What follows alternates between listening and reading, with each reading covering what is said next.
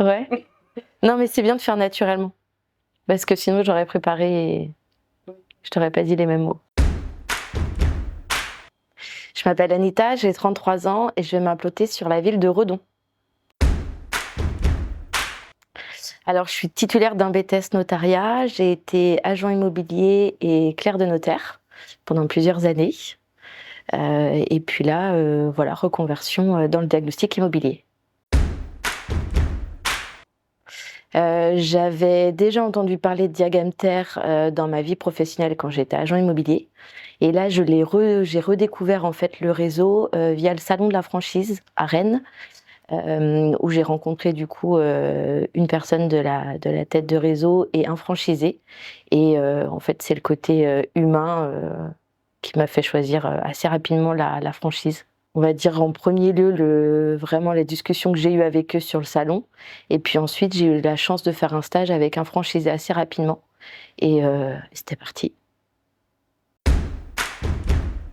Bah, l'avantage de la franchise, ce que j'ai bien compris, c'est qu'on était accompagné au lancement. Parce qu'en effet, moi, c'est la première fois que je crée une société. Donc, c'est pas toujours facile d'être tout seul.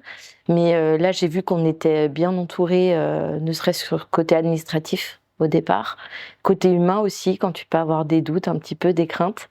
Et puis après l'accompagnement tout au long, en fait, de l'activité. Et puis après, ce que j'attends aussi de la franchise, c'est un accompagnement, alors humain, voilà, vraiment sur l'aspect doute et puis crainte que je pourrais avoir après pendant l'activité, et l'accompagnement juridique et technique.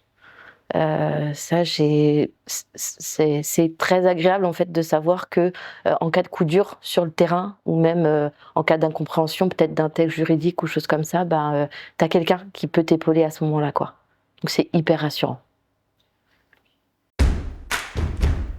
J'avais minimisé, je pense, le temps à passer sur tous les paramétrages qu'on doit faire avant de lancer le démarrage.